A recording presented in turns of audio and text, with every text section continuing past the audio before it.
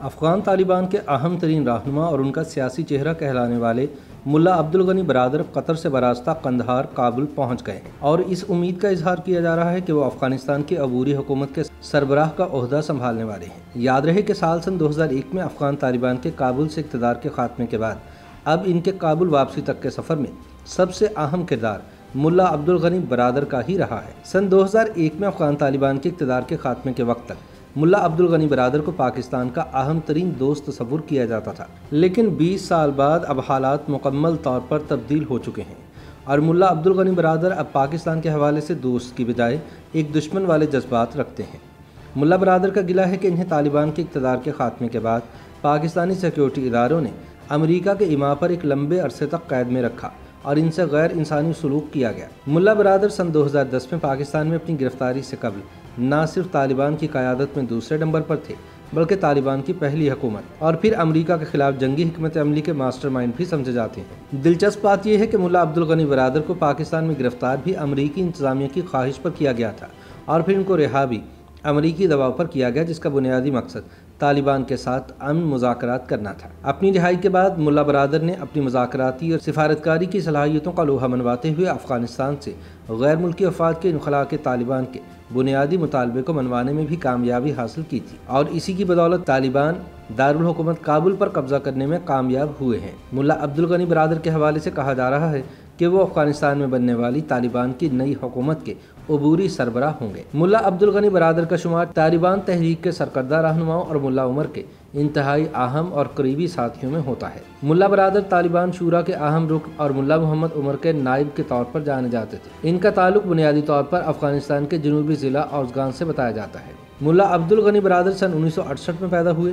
ابھی ان کی طالب علمی کا زمانہ تھا کہ اس دوران افغانستان میں سابق سوویت یونین کے افواج کے داخلے کے ساتھ جنگ چھڑ گئی۔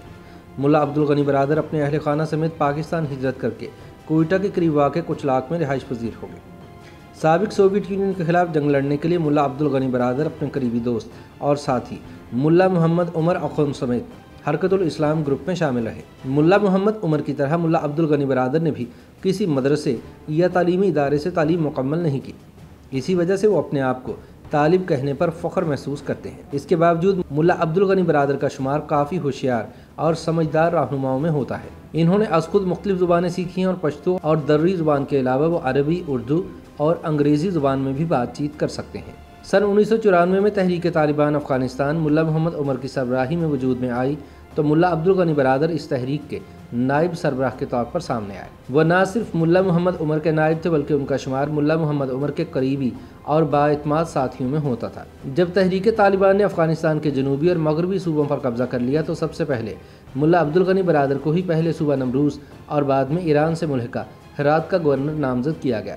ملا برادر کو افغانستان کی مرکزی فوج کا ڈپٹی کمانڈر اور 1999 میں افغان فوج کا سربراہ بننے کا بھی اعزاز حاصل ہے۔ اس دوران انہوں نے نائب وزیر داخلہ اور وزیر دفاع کی حیثیت سے بھی ذمہ داریاں نبھائی تھیں۔ نومبر 2001 میں طالبان حکومت کے خاتمے پر ملا عبدالغنی نے موٹر سائیکل پر کابل سے نکل کر نہ صرف اپنی بلکہ ملا محمد عمر کی جان بچانے میں اہم کردار ادا کیا تھا۔ یہ دونوں دیگر اہم رہنماؤں سمیت قندھار سے دور پہاڑوں پر پہنچ کر کئی برسوں تک روپوش رہے۔ ملا عبدالغنی برادر اور سابق افغان صدر حامد کرزئی کا تعلق افغانستان کے ایک ہی قبیلے پوپلزئی دورانی سے ہے۔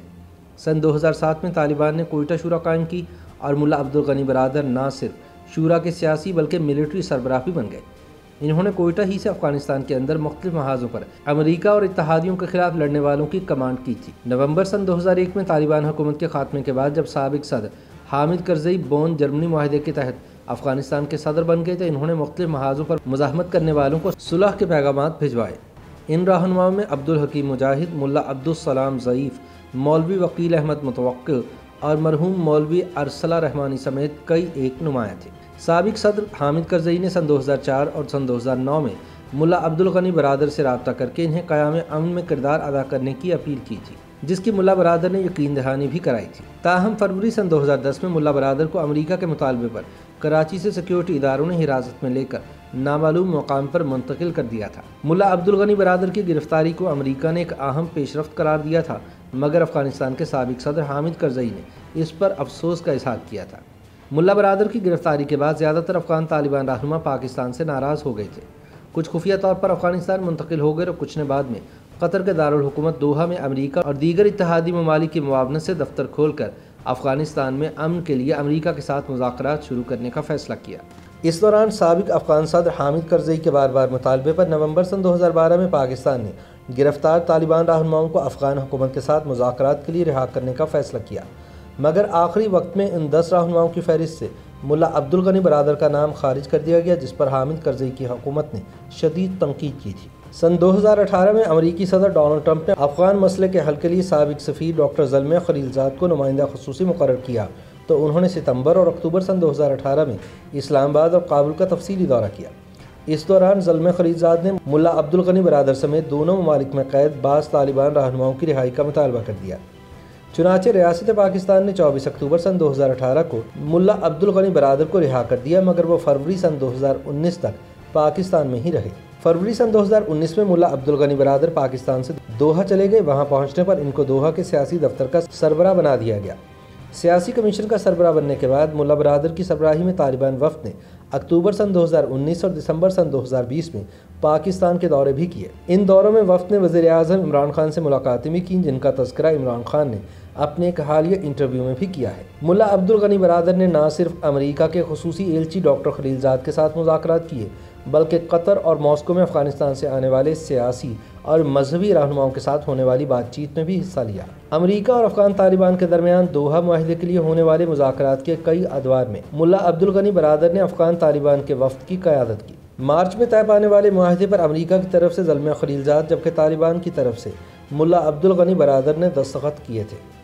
اس معاہدے کی تاریخی اہمیت کے پیش نظر امریکہ اور پاکستان سمیت دنیا کے 50 ممالک کے وزرائے خارجہ اور حکومتی نمائندوں نے شرکت کی تھی، جبکہ طالبان کا 31 رکنی وفد بھی موجود تھا۔